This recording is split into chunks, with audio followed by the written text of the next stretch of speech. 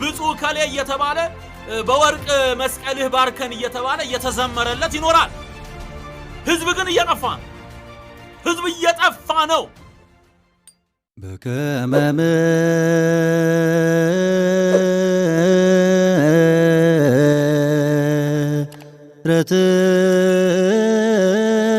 ምሕረትከ ኒያመና አሜን። ከበጀሞታ ፊ ጃለተሞታ ማቲወን waaqayyoon kan jaalattan waaqayyo isinin kan jaalatu hordoftoonni chaanaalii keenya hundumti keessan akkam jirtu akkam yoo dhageessanii akkamiin turtanii guyyaa har'aan kan nu ga'e galannii fi ulfinni teessoo isaa aariyaam irratti isaatiif haa ta'u. Maal jedha seetanii mammaaksa tokkotu jira.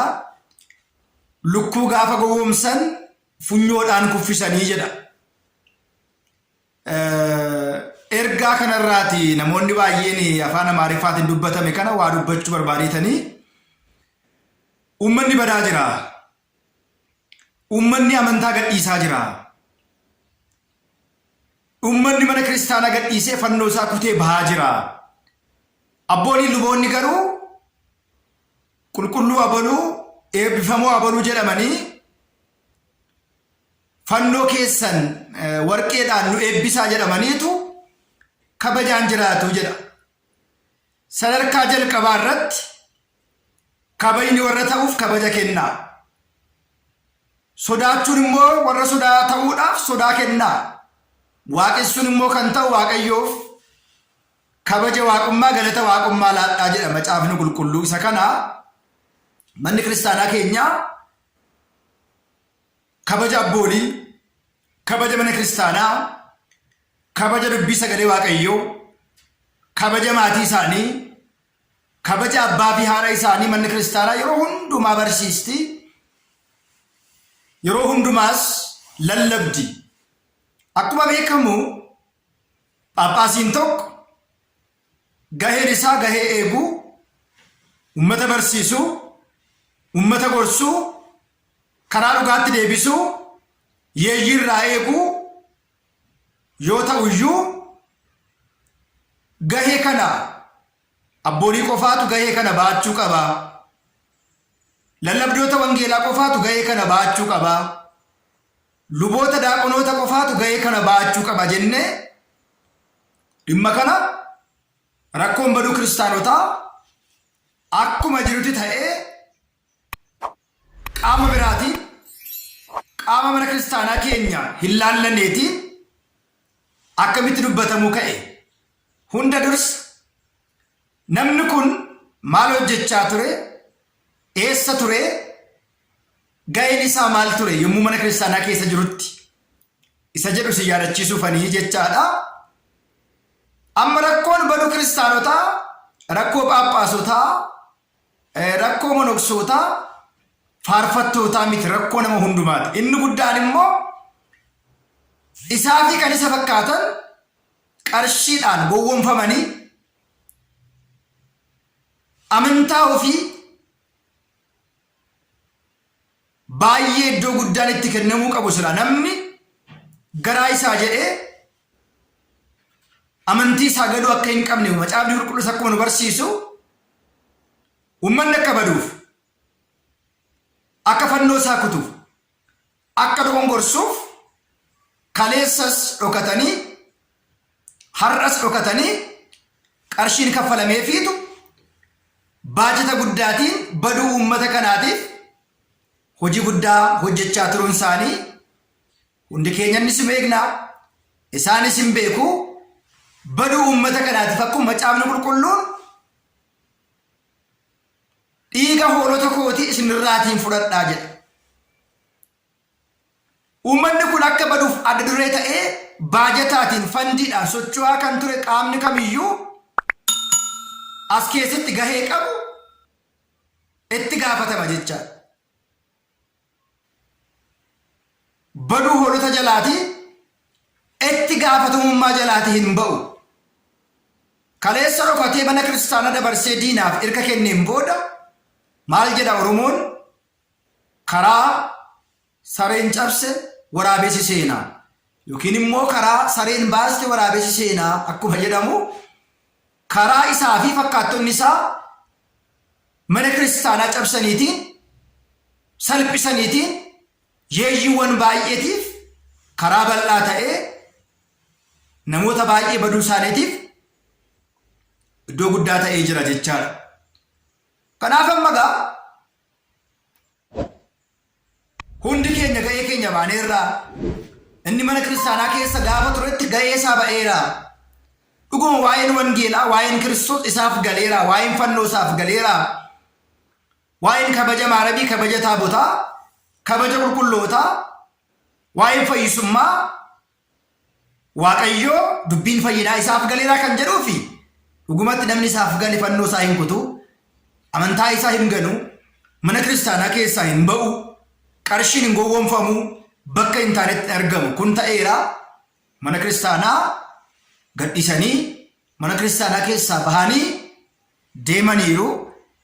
Amma waa'een dhimma mana kiristaanaa waa'ee keenyaaf waa'ee keenya qofaadha. Dhimmi mana kiristaanaa qaama ba'e yookiin immoo qaama diina mana kiristaanaa ta'e waan mana kiristaanaatiif qaama dhimmu fakkaatee isa dubbatuudhaaf isa hin laallatu jechaadha. Kanaaf egaa waa'een abboolii keenyaa dhimma keenya, waa'een amantaa ortodoksii dhimma keenya. Kanarratti maal hojjechuu qabna? Uummanni maaliif bade? Uummanni maaliif badaa? Uummanni akka hin banneef maal gochuu qabna? Nurraa maaltu eegama? Isa jedhuudhaaf kana gadi fageessinee beekna. Rakkoon sadarkaa mana kiristaanaa keessa hin jiru jira. Luboota bira hin jiru hin jira. Tajaajiltoota bira hin jiru hin jira. Faarfattoota bira hin jiru hin jira. Daaqonoota bira hin jiru hin jira. Rakkoo kana karaa keessaa furanna malee qaamni masaanuu keenya ala ba'ee waa'ee keenya haasa'uu hin danda'u. Irraas hin eegamu. Nus kana ni beekna jechaadha. Kanaaf egaa ichi xagaa iqaa lamaan saatano, ichi xagaa iqaa lamaan saatano jedhu yeroo mammaa kan namoonni itti sissiquun kun qodaa kaasuudhaaf malee waa biraatiif miti. Waan mana kiristaanaaf dhiphatan, waan mana kiristaanaaf dubbatan, waan kiristaanotaaf quuqaman, waa'ee baduu kiristaanotaatiif quuqaman fakkaatanii ni dubbatu. Kanas ta'e sana Kiristoos isinirraati, warreen akka namicha kanarraati. Kiristoos har'as gatii hoolaa isaa, gatii hoolota isaa ni barbaada. Dhugaan guyyaa tokko ni dubbata. Ammas boris gara fuulduraattis tawaayidoon karaa sirriidha. Amantaa keenyaa shakkii hin qabnu. Qaama biraarraa gorsa, qaama biraarraa marii, qaama biraarraa immoo adeemsa waan nu fudhannu tokko illee hin qabnu. Manni kiristaanaa guutuudha. Manni kiristaanaa barsiistuudha. Manni kiristaanaa gorsituudha. Manni kiristaanaa seeronni ishii heeronni ishii galaanadha waan ta'eedhaaf egaa waa'ee mana kiristaanaa abbootiin mana kiristaanaa dubbachuu qabu. Waa'ee mana kiristaanaa abbootiin kiristaanaa haasa'uu qabu malee karaa deemaan waa sagal qarshiidhaan faayidaadhaan dhimma garaagaraatiin mana kiristaanaa kaleessa bojobbojaa turanii kaleessa waan hin taa'in deddeebi'aa turanii har'a waa'ee namaa haasa'uun faayidaan qabu. Anis waa'ee namaa haasa'uuf ka'ee miti. Abbootiin keenya kabaja malee, seera malee, heera malee maaliif maqaan isaanii dhaama? Abbaashin tokko balleessuu danda'a. Rakkoo qabaachuu danda'a. Lubi tokko rakkoo qabaachuu danda'a. Kiristaanni tokko rakkoo qabaachuu danda'a. Isa kanaaf karaa keessaa gaabbii haa galu. Qeessa galee, gutsoo galee, qulqulluu galee, daaqoniin galee gaabbii haa galu. Nuti amma waa'ee gaabbii isaa otoo hin ta'in furmaanni mana kiristaanaa keenyaa hojiin mana kiristaanaa keenyarraa eegamu maal gochuu qabdu? Yeeyyiiwwan akka namicha kanaa har'a teessanii ilaaltan fakkeenyaatiif namni tokko amantaa tokko gadhiisee gara amantaa biraatti gaafa deemu kanarra sanatu naa caala. Isa kanarra sanarraan faayidaa argadha jedheetu wal madaalsisee deema malee erga keessaa baanee booda akkuma sareen tuftee gaatee gara gorora ishiitti deebitee arraabdu sana akka nu jalaan taane nuti kiristaanni waan raawwannu keessatti leeyyan yookiin immoo leeyyiin qabnu. Kana beeknee deddeebi'uun barbaachisaadha. Warreen akkasii kun dhugumatti nuuf hooganii otoo hin ta'in, luboota keenyaa hooganii otoo hin ta'in, mana kiristaanaa keenyaa hooganii otoo hin ta'in, warri waa'ee keenya haasa'aa oolanii nuti waa'ee isaanii naasofnu. Warri waa'ee keenya dubbachaa oolan nuti waa'ee isaanii yerootti dubbannu hin qabnu. Garuu waa'ee wangeelaa dubbannu. Yaada isaan kaasaniif immoo deebii laachuun dirqama keenya waan ta'eedha.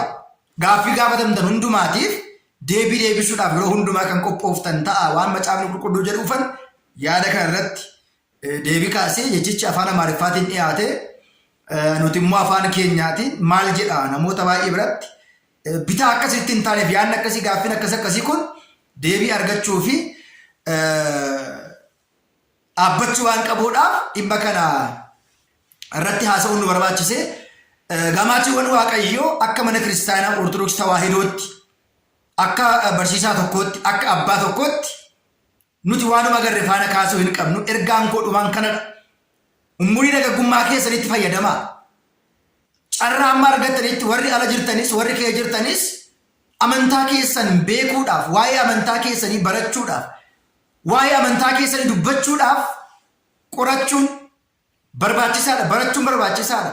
Wangeela beekuun barbaachisaadha. Macaafa qulqulluu dubbisuun barbaachisaadha waan ta'eedhaaf otoo hin beekiin qubaa hin gubatiin otoo hin hubatiin qubaati hin gubatiin jedhe. Namoonni baay'een immoo waa'ee tawaahidoo haasa'an isaanii galeefi miti. Dhugumatti namni isaaf gale waa'ee amantaa namaa dhiisee waa'ee ceepha'uu qaama biraa dhiisee waa'ee isaa irratti xiyyeeffata. Namni yeroo hundumaa waa'ee namaa haasa'u dogongora guddaa akka inni qabu hin beeku. Rakkoo guddaa akka inni qabu hin beeku. Namni dhaabatee waa'ee isaa ilaalu yaadu waa'ee namaa yeroo itti haasa'u hin qabu dogongora isaa sirreeffachuu deddeebi'a. Namni immoo yeroo hundumaa waa'ee namaa haasa'u dubbatu dogongorri isaa baay'ee danuu akka ta'e hin beeku waan ta'eedha. Warreen akkasii kun waan qabataniif waan gadhiisan waan dubbataniif waan haasa'an adda baasan hin beekan. Waaqa waaqessan illee hin beekan. Kaleessa maal waaqeffachaa turte to nama kanaan jenne maaramiin waaqessaa ture jedha.